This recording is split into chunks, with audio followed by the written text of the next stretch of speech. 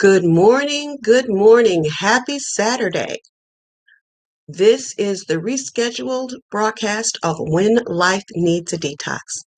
Hi, I'm Carol White. I am your host and your life detox strategist. Now, it's Saturday. It's a beautiful day, and I'm hoping that everyone will get out and enjoy it to its fullest. That being said, we're going to get started right away. Today's topic is Epiphanies and Truths about me and my MS. Being faced with adversity changes you and it tests your merit. It also makes you face truths about who you are, and who and what you want to become. Having been diagnosed with MS and having to deal with my MS has given me some insight as to who I am and what I want to become and accomplish. Here are some truths and epiphanies about myself that I have come to realize. First and foremost, I have not fully accepted my MS. I was having a conversation with a friend a few days ago, and every time we started talking about my MS, I heard myself refer to my MS as my condition. Now, a condition, by definition, is a state of health. A disease is a particular destructive process of an organ or organism with a specific cause and characteristic symptoms. I realized that I was not in complete acceptance of my MS because MS is not a condition. MS is a disease. I have an autoimmune disease, and the sooner I fully accept my circumstance, the better chance that I'll have of fighting my disease. Non-acceptance just might classify me as a hypocrite. It also dawned on me that if I have not fully accepted my MS, then I probably have not been honest about my journey with MS. And I have some reevaluating to do. Let's go forward. Now, starting at the beginning, number 3, I was relieved to hear and get my diagnosis about my MS. My health had been on a downward spiral for more than 8 years. My initial diagnosis was myelopathy and positional vertigo. I did everything my neurologist told me, from physical therapy to chiropractic to yoga. Whatever was suggested, I did it. I kept getting worse, and all this neurologist could tell me was, well, you have myelopathy and vertigo. I don't know what else to say to you. The neurologist would not approve my request to see another neurologist within the network, and I had to demand and fight for repeats of MRIs and spinal taps. I finally had to go to another hospital when my latest MRI results indicated multiple sclerosis, but this neurologist said that there had been no change. It was only at the other hospital that I got my true results and my true diagnosis. Number 4, I was, and I am, mad as hell. I'm mad as hell. What kind of a doctor is going to tell their patient, I don't know what to tell you, but then refuses to let you get a second opinion within their network? And what kind of a doctor tells you that there's been no change in your condition when the results clearly state that there's an indication of multiple sclerosis? What kind of a doctor can watch their patient's condition deteriorate and do absolutely nothing?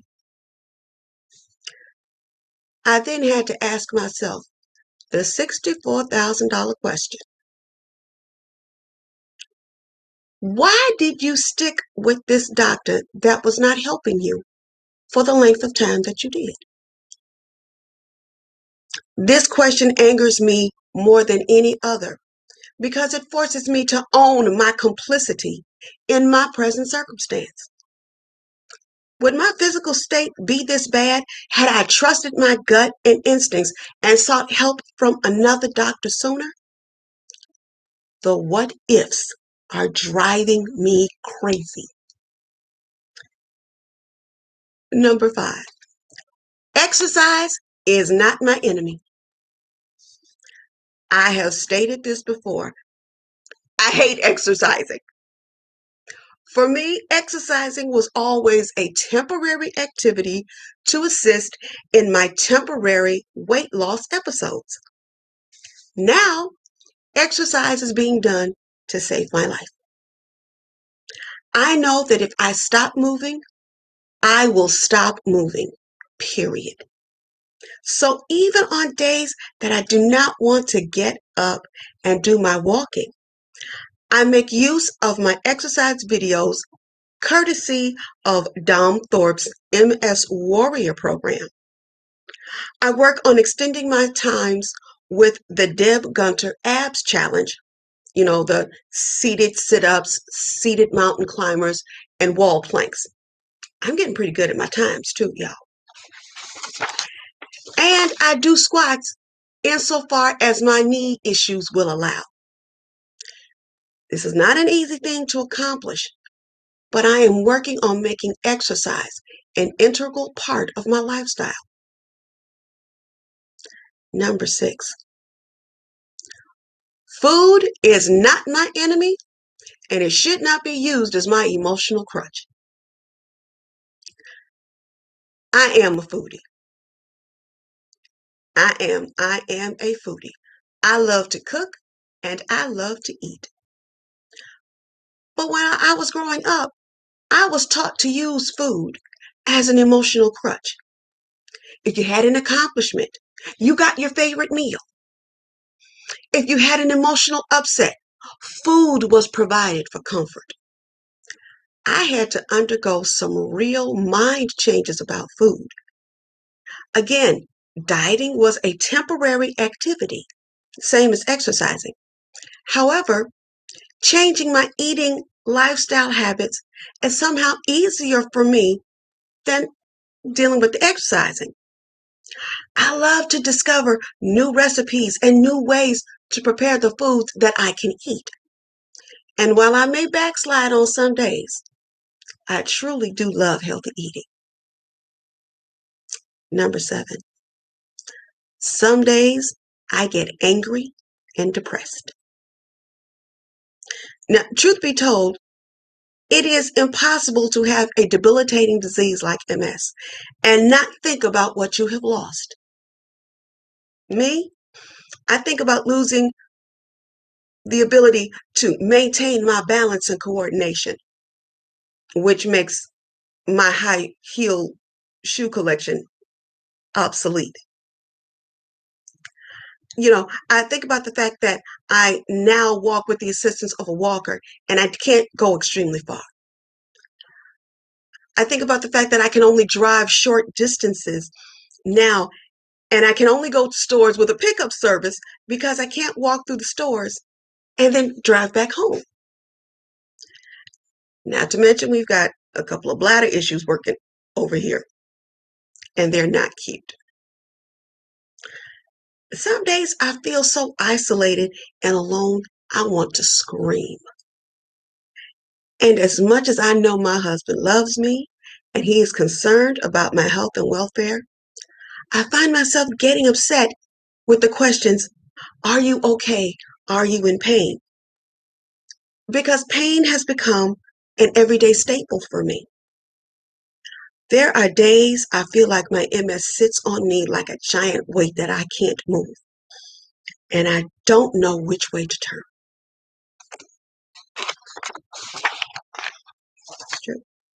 Number 8, I do not know how to ask for or accept help. Here's the thing. I have had to be self-sustaining for quite some time. First, out of necessity, because I always felt my asking for help placed a burden on those around me. And then, by choice, I loved and still love my independence. But with my MS, I am forced to become dependent to a certain extent, and it is awfully hard for me. I feel weakened somehow by needing help. I also know that this character flaw is to my detriment. I cannot work myself to the point of exhaustion and then expect to be able to function for the next day or next couple of days. So I try to ask for help when I know that I'm going to need it, as opposed to waiting to ask for help when I'm at the point of dropping from exhaustion. I'm getting better, but I still feel like I'm placing a burden on my friends and loved ones. And number 9, the right family and friends make this journey a lot easier. Now, the one thing about my family and friends is that they back me with everything they have. The right friends and the right family. They let me know that I am loved and that they are going to be there for me to help me whatever I need and whenever I need it. They're also there to keep me grounded and truthful to myself, like my friend did when she so gently let me know that I wasn't being honest with myself about my MS. We all need people like that in our lives for checks and balances. We may not always want to hear what they have to say. We may even be resentful to them for telling us. But we would not be as strong as we are without them. And I am truly, truly thankful for them putting up with me. Truthfulness and honesty, while we really don't think about them, are essential components, nay, weapons, for this journey with MS. The more we face our truths, the lighter our stress and burdens become. The old adage is absolutely spot on. The truth will set you free. Well, that's all I have for today. Like I said, today's a beautiful day. Excuse my tickle in my throat. But today is a beautiful day, and I want you to get up, get out, and enjoy it. Instead of taking a vitamin D supplement, go outside. If it's sunny, go get your vitamin D from the sun, from the natural source. And be truthful with yourselves. I'm learning to do this. We don't always give ourselves raw truth, because raw truth hurts. Raw truth stings. But we do have to be honest. If we're going to make it through tough times and tough situations, you're going to make it through your MS, you're going to have to be honest with what you have, with who you are, and where you want to go with this.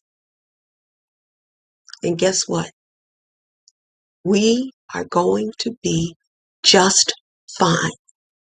The truth may hurt, but the truth does help, and it does set you free. My name is Carol White, and I want to thank you so much for coming in to this broadcast of When Life Needs a Detox, My Life with MS. Next week's broadcast will be on Thursday at its regular time at 8 a.m. And I will see you there. I love you guys to the moon and back, and take care of yourselves until we see each other again. Bye-bye now.